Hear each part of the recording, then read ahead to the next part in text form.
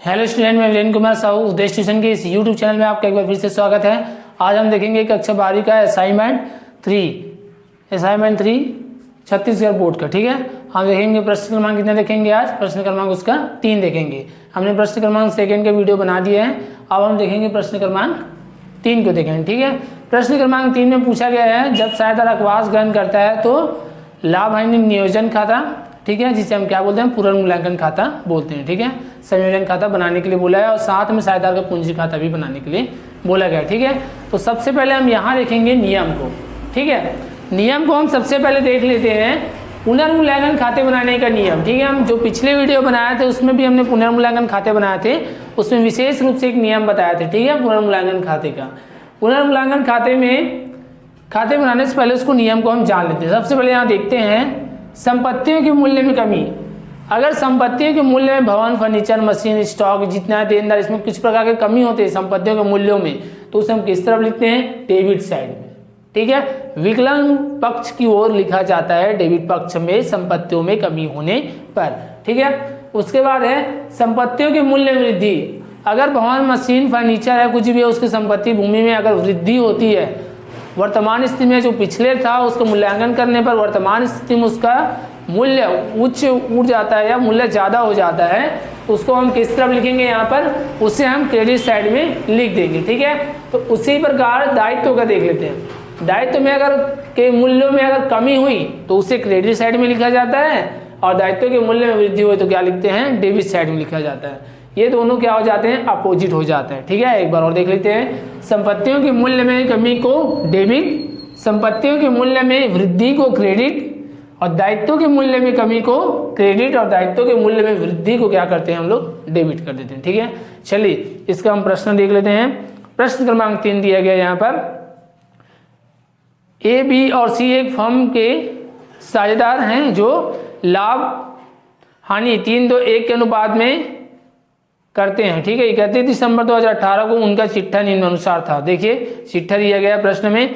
दायित्व पक्ष और देख लेते हैं, लेनदार है 1600 रुपए, संचित कोष है 6000 रुपए, पूंजी है 10,000 रुपए, तीनों साझेदार का है। संपत्ति पक्ष में देख लेते हैं, रोकड़ है 600 रुपए, बैंक है, बैंक में रोकड़ है 1000 रुपए, देनदार है 9000 रुपए, स्कंद है 7000 रुपए, और मशीन कितना है 6000 रुपए, और भवन कितना है 14000 रुपए। ठीक है, यहाँ नीचे में देखिए विशेष रूप से संयोजन दिया गया है प्रश्न में। बी उपयुक्त तिथि पर अकवास ग्रहण करते हैं, मतलब ये 3 साझेदार थे, ए, बी और सी, उसमें बी क्या हो गया, उसका रिटायरमेंट हो गया, अकवास ग्रहण कर रहे हैं। ठीक है, देखते हैं इसमें क्या दिया। पहला, देनदारों पर संदिग्ध ऋण का संचय 5% किया जाएगा। ठीक है, ये देनदार पर संचय किया जाता है, मतलब जो पैसा हमें प्राप्त नहीं होगा उसके लिए विशेष रूप से संचय या आयोजन किया जाता है, तो ये एक प्रकार से कमी है संपत्तियों में, तो उसको किस तरह लिखेंगे हम, इसको लिखेंगे हम लोग डेबिट साइड में। स्टॉक के मूल्य में 5% तथा यंत्र के मूल्य में 10% अवमूल्यन किया जाएगा। ठीक है, मतलब ये ह्रास है, एक प्रकार से क्या लगने वाली, कमी है संपत्तियों में, ह्रास लगता है, मतलब ये क्या होगा कि कमी है संपत्तियों में। इस कारण से संपत्तियों में कमी होने के कारण किस तरफ लिखेंगे हम, उसको डेबिट साइड में लिख देंगे। ठीक है, उसके बाद क्या है, भवन का मूल्य 15,000 रुपए रखा जाएगा, लाभ हानि 15,100 रुपये रखा जाएगा। लाभ हानि संयोजन खाता एवं साझेदार के पूंजी खाता बनाइए। लाभ हानि संयोजन खाता और पुनर्मूल्यांकन खाता एक ही होता है, आप लोग इसमें कंफ्यूजन नहीं होंगे, दोनों हेडिंग डाल सकते हैं, दोनों सही हैं, लेकिन आप पुनर्मूल्यांकन खाता लिखिएगा, ये ज़्यादा अच्छा है। ठीक है, तो चलिए हम प्रश्न को देख लेते हैं। यहाँ पर सबसे पहले हम बना लेंगे, यहाँ पर एक बनाएंगे पुनर्मूल्यांकन खाता बना लेते हैं। सबसे पहले यहाँ पर यहाँ लिख लेते हैं पुनर्मूल्यांकन खाता,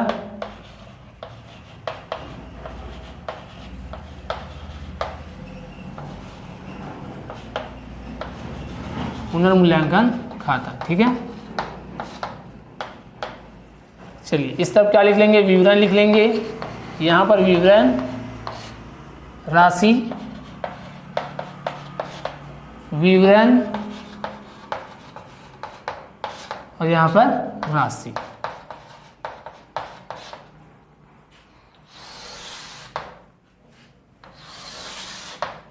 ये हो गया क्रेडिट साइड और ये हो गया डेबिट साइड।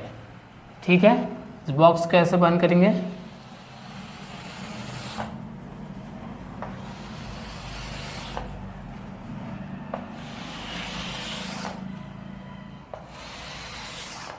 ठीक है। चलिए अब देख लेते हैं प्रश्न में। प्रश्न में क्या बोला गया था यहाँ पर, सबसे पहले हम देख लेते हैं प्रश्न में बोला गया था, यहाँ दिया गया प्रश्न में कि देनदार पर संदिग्ध ऋण के लिए संचय करना है 5%। ठीक है, तो यहाँ पर लिख सकते हैं हम सबसे पहले देनदार पर संचय खाता सी। ठीक है, देनदार में क्या है, जो पैसा प्राप्त होना था वो नहीं होगा, इसके लिए आयोजन करता है साझेदार द्वारा। ठीक है, तो एक प्रकार से संपत्ति में क्या है वो कमी है। ठीक है, कितना प्रतिशत कर रहे हैं उसको देख लेते हैं यहाँ पर हम लोग 5%। ठीक है, और देनदार हमारा कितना था 9,000 रुपया। यहाँ पे कार्यविधि में देखेंगे उसको, यहाँ पर कार्यविधि करके वर्किंग नोट। ठीक है, पहला देख लेते हैं। ठीक है, 9,000 था देनदार का मूल्य। ठीक है, उसमें 5% क्या हो रहा है, संचय हो रहा है। ठीक है, तो 0 हमने कैंसिल कर दिया, हो गया 9 पंचे 45, तो कितना रुपए हुआ यहाँ पर 450 रुपए। ठीक है, क्या करेगा वो 450 रुपए का यहाँ पर क्या हो जाएगा, कमी हो रहा है। उसको किस तरफ लिख देंगे हम, यहाँ पर डेबिट साइड में लिख देंगे। ठीक है, उसके बाद सेकेंड नंबर में देखते हैं हम क्या बोला गया था यहाँ पर 5% स्कंद में। ठीक है, स्कंद को हम क्या बोलते हैं, स्टॉक बोलते हैं। ठीक है, इसको कितना था 5% कमी आ गई, इसमें ह्रास है, एक प्रकार से क्या है वो ह्रास है। तो यहाँ देखते हैं स्टॉक का मूल्य कितना है 7,000 रुपये। तो 7,000 का क्या हो जाएगा यहाँ पर 5% कितना होगा 7,000 का, 0 कैंसिल कर दीजिए, 7 पंचे 35, तो ये 350 रुपये। ठीक है, कितने की कमी आ गई इसमें 350 रुपये का कमी है, ह्रास है, एक प्रकार से क्या होगा ये भी स्टॉक में कमी है। तो इसको किस तरफ लिखेंगे, स्टॉक खाता से 350 रुपये। ठीक है, ये लिख लिए स्टॉक खाता से। चलिए उसके बाद क्या था यहाँ पर प्रश्न में और दिया गया 10% क्या दिया गया यहाँ पर यंत्र पर। ठीक है, तीसरा देख लेते हैं हम लोग यहाँ पर यंत्र पर, यंत्र का मूल्य क्या दिया गया प्रश्न में दिया है, यंत्र का मूल्य है 6,000 रुपये। ठीक है, अब 6,000 का 10% कितना हो जाएगा, 6,000 का 10% हो जाएगा 600 रुपये। ठीक है, यहाँ पे कितना आ गया 600। ठीक है, वो भी कमी है, तो यहाँ लिख लेंगे यंत्र खाता से। ठीक है, यंत्र खाता से कितने लिखेंगे यहाँ पर 600 रुपये। ठीक है, अब इसके बाद आता है क्या बचा हमारे पास भवन। भवन में देखते हैं क्या हो रहा है। भवन का मूल्य चिट्ठे में दिया है, पुराने चिट्ठे में 14,000 15,000। तो यहाँ पर वर्तमान है। ठीक है, तो यहाँ पे कितना होगा 15,100 का क्या हो रहा है यहाँ पर प्रॉफिट हो रहा है। ठीक है, तो 15 करेंगे हम 14,000, तो हमें 1,100 रुपये क्या हो जाएगा यहाँ पर प्रॉफिट हो जाएगा। तो यहाँ पर संपत्ति में वृद्धि हो रही है ना, तो संपत्ति में वृद्धि को हम लोग क्या करते हैं, उसको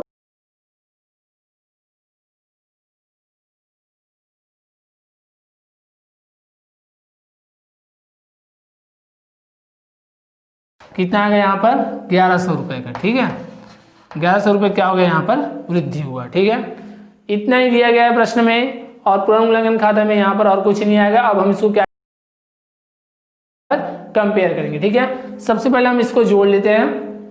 ठीक है, 50-50 100 हो गया, और 4 3 7, ये 800 हो गया, 8 6 कितना हो गया 1,400 रुपये।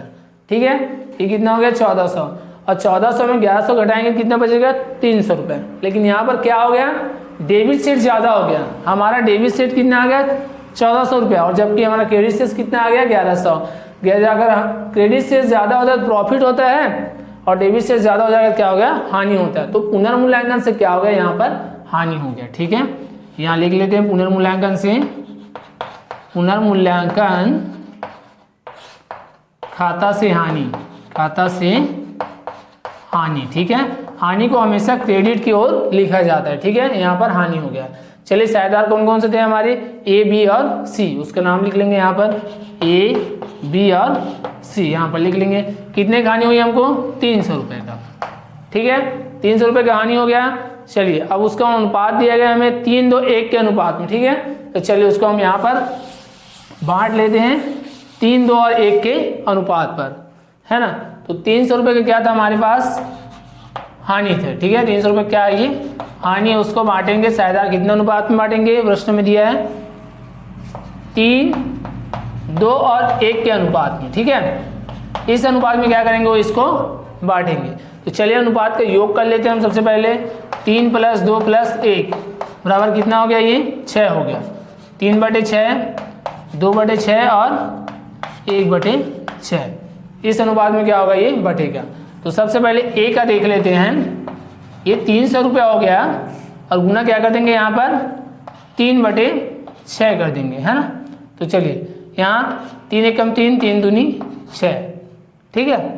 3 दूनी 6 हो गया, ये क्या होगा 3 एकम 3। हासिल कितना आया, 1 बचा, ठीक है। और कितना होगा 2 पंचे 10, ठीक है। तो कितना है यहाँ पर, ये 150 रुपये। ए का 150 आ गया। अब बी का देख लेते हैं उसी प्रकार। ये 300 रुपये है, ठीक है। ये 2 गुना कितना हो जाएगा 6, है ना। तो यहाँ पर ये 2 एकम 2 और 2 तिया 6, ठीक है। और 3 एकम 3, इसका कितना आया 100 रुपये, ठीक है। तो अब किसका आएगा, सी का देख लेते हैं। यहाँ पर सी का कितना है, 3 गुना कितना है 1 बटे क्या है उसका 6, 6 पंचे 30, ये कितना है 50 रुपये, ठीक है। आ गया तीनों का, ठीक है। फर्स्ट वाले का 150 आया ए का, बी का आया है 100 रुपये और सी का कितना आ गया यहाँ पर 50 रुपये, ठीक है। अब उसको हम यहाँ पर लिख लेंगे। हानि की राशि को साझेदार द्वारा बांटा गया तो 150 रुपये किसका है, ए का, 100 रुपये बी का हो जाएगा और 50 रुपये किसका होगा, इसका हो जाएगा, ठीक है। ये यहाँ पर, ठीक है, इन लोग का ये आ गया। अब इसका टोटल कितना हो जाएगा 300 रुपये का हानि। अब चलिए यहाँ पर हम इसका पूरा दोनों तरफ का योग कर लेते हैं, ठीक है। दोनों तरफ के योग में कितना आएगा यहाँ पर 1400 रुपये। कितना आ जाएगा यहाँ पर 1400 रुपये। इसको क्या लिखेंगे, साझेदार के पूंजी खाते में हस्तांतरण। साझेदारों के पूंजी खाता में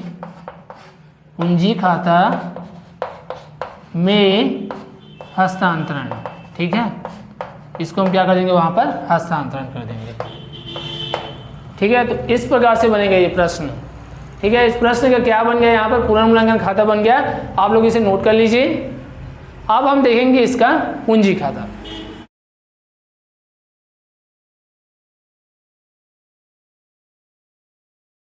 चलिए अब देखेंगे हम यहाँ पर साझेदार का पूंजी खाता, ठीक है। प्रश्न क्रमांक 3 का हमने पुनर्मूल्यांकन खाता बना दिया। अब हम क्या बनाएंगे, साझेदार का पूंजी खाता। ये डेबिट शेष हो गया और ये कौन सा हो गया, ये क्रेडिट शेष हो गया यहाँ पर, ठीक है। सबसे पहले हम क्या लाते हैं, यहाँ पर शेष ला लेंगे, ठीक है। ये देखिए प्रारूप किस प्रकार है, दिनांक विवरण ए बी और ये क्या है सी है, ठीक है। दिनांक विवरण ए बी सी, प्रश्न में डेट दिया गया, यहाँ पर हम उसको क्या कर देंगे, लिख देंगे, है ना। शेष लाया गया लिखेंगे। सबसे पहले हम क्या लिखेंगे, क्या था डेट, क्या दिया गया प्रश्न में, डेट दिया गया था 31 दिसंबर, ठीक है। तो यहाँ पर हम लिख देंगे 31 दिसंबर, है ना।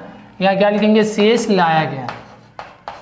शेष लाया गया वो क्या होता है, वो शेष हमेशा पूंजी होता है, ठीक है। साझेदार द्वारा जो पूंजी लगाया गया फर्म में वही पूंजी होता है और सबका पूंजी क्या था यहाँ पर समान था, ठीक है। सबका 10,000 रुपये था यहाँ पर, ठीक है। 10,000 रुपये के क्या किया उन्होंने पूंजी लगाए थे, ठीक है। यहाँ पर 10,000 रुपये का 3 होगा, ठीक है। और उसके बाद क्या आएगा देखते हैं। यहाँ पे सामान्य संचय था, देखेंगे प्रश्न में दिया गया है, यहाँ दिया था संचित कोष, ठीक है। यहाँ पे लिख लेंगे संचय कोष खाता को, ठीक है।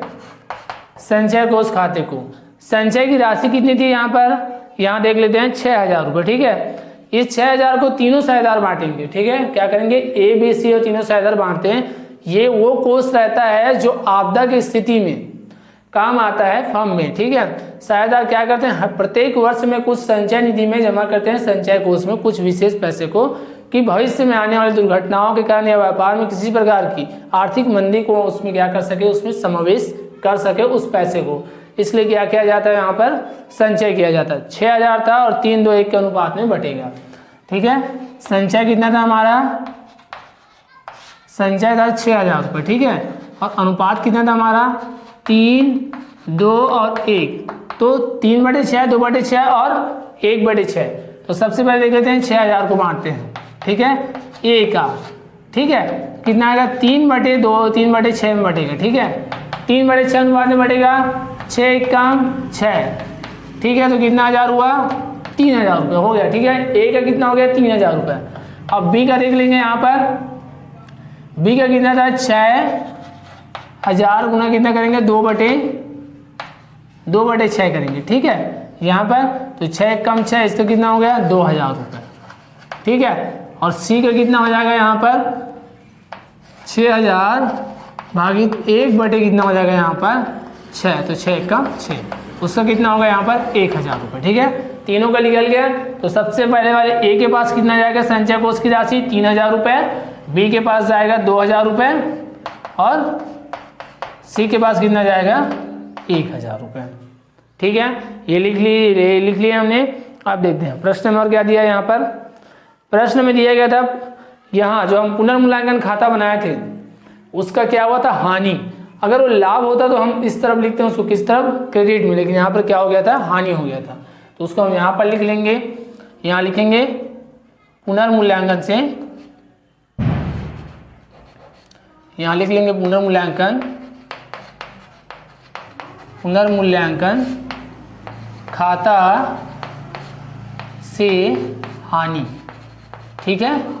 पुनर्मूल्यांकन खाता से क्या होगा यहाँ पर हानि हो गया, ठीक है। कितने की हानि हुई थी 150 रुपये का, ठीक है, किसको ए को, और बी को कितना मिला था यहाँ पर 100 रुपये, ठीक है। और 50 रुपये किसका था सी का था। कुल मिला कितना था 300 रुपये के हानि थे, जो अनुपात में बांटने पर साझेदार को 150 रुपये 100 रुपये और 50 रुपये मिला, ठीक है। अब प्रश्न में और कुछ नहीं है। अब हम करेंगे क्या करेंगे यहाँ पर डेबिट और क्रेडिट क्या कर देंगे यहाँ पर दोनों का योग कर देंगे और दोनों को क्या करेंगे कंपेयर करेंगे आपस में, ठीक है। तो चलिए इधर ही का ज़्यादा है तो सबसे पहले उसको टोटल को यहाँ पर हम लिख देते हैं, ठीक है। ये कितना होगा 11,000 रुपये, ठीक है। ये 11,000 हो गया। ये कितना होगा 12,000 रुपये, ठीक है। ये कितना हो जाएगा 13,000 रुपये, ठीक है। ये कितना हो गया 13,000 रुपये, है ना। अब चलिए कौन सा आधार हमारे पास से जा रहा था प्रश्न में दिया गया बी आ रहा है, ठीक है। बी हमारे पास से जा रहा है, यहाँ पे इसको मार्क कर देते हैं, ठीक है। जो साझेदार जाता है और उसका डेबिट में रहता है, ठीक है। यहाँ क्या था उसका डेबिट में 100 रुपये था, ठीक है। वहाँ पे कितना है इसका 11,000 रुपये, ठीक है। उसका ऋण खाते से लिखते हैं, लास्ट भुगतान किया जाता है। अगर उसका दायित्व तो कम रहता है, ठीक है, तो उसको हम क्या करते हैं रोकड़ खाते से, लेकिन उसका दायित्व तो रहता है तो क्या हो जाता है वो ऋण खाते से चला जाता है। तो यहाँ पर हम सबसे पहले लिख लेंगे बी के ऋण खाता सी, ठीक है। यहाँ बी का 100 रुपये था और यहाँ टोटल कितना है बी का 12,000 रुपये, ठीक है। 12,000 में 100 घटा दिए, कितना बचेगा यहाँ पर 11,900 रुपये, ठीक है। यहाँ कितना आ जाएगा सबसे पहले 11,900 रुपये, ठीक है। इस प्रकार से आ गया। अब इन लोगों का लिखेंगे शेष ले गया, ठीक है। क्या लिखेंगे शेष ले गया लिखेंगे। चलिए माइनस करते हैं इन लोग का। ए का कर लेते हैं 13,000 में कितना माइनस करेंगे 150 रुपये, ठीक है। 13,000 में 150 रुपये माइनस करेंगे कितना बचेगा 12,850, ठीक है। 12,850 रुपये हुआ। अब देखेंगे हम सी का देख लेते हैं। सी का था 11,000 रुपये और यहाँ पे कितना माइनस करेंगे 50, तो कितना होगा वो 10,950, ठीक है। सी का कितना हो जाएगा 10,950 रुपये, ठीक है। ये कितना हो गया 10,950 रुपये, ठीक है। इसको ऋण खाते में ले जाएंगे, किसको बी का को, ठीक है, बी का। और बाकी जो शेष साझेदार जो बचे हों वो क्या जाएंगे शेष लेके हम इस शेष को हम कहाँ पे लेके जाएंगे बैलेंस शीट में। जब अगर बोला जाएगा तब, यहाँ पर प्रश्न में बैलेंस शीट नहीं बोला गया, ठीक है। चलिए इस सबका योग कर देते हैं तो कितना आएगा ये 13,000 रुपये, ये आएगा 12,000 रुपये और ये आएगा 11,000 रुपये, ठीक है। यहाँ पर डेट डाल के हम क्या करते हैं उसी को शेष लाया गया करके लिख लेते हैं नेक्स्ट ईयर के लिए या नेक्स्ट मंथ के लिए, है ना। तो इस प्रकार से प्रश्न बन गया साझेदार का पूंजी का था। सबसे पहले हमने क्या लाया था यहाँ पर शेष लाए थे 10,000 रुपये का पूंजी था। उसके बाद संचय कोष को बांटे थे। पुनर्मूल्यांकन से हानि हो गया इसलिए किस तरफ आएगा वो डेबिट में, ठीक है। अगर लाभ होता तो किस तरफ आता वो क्रेडिट साइड में। उसके बाद हमने कंपेयर किया तो कितना आएगा बी के ऋण खाते से लिखते हैं, जो साझेदार जाता है उसका ऋण खाते से लिख देते हैं और बाकी का शेष लाया गया करके यहाँ पर लिखेंगे, ठीक है। तो आप लोग इसे नोट कर लीजिए। ये वीडियो अच्छा लगा हुआ लाइक कीजिएगा और ज़्यादा से ज़्यादा से कॉमर्स के स्टूडेंट के बाद शेयर कीजिएगा, ठीक है। मिलते हैं हम नेक्स्ट वीडियो में। तब तक हमारे इस यूट्यूब चैनल को आप लोग सब्सक्राइब कर लीजिएगा और बेल आन करके और ऑल बटन को प्रेस कर लीजिएगा, जिससे असाइनमेंट के आने वाला नेक्स्ट क्वेश्चन आपके पास सबसे पहले पहुंच सके। Thank you.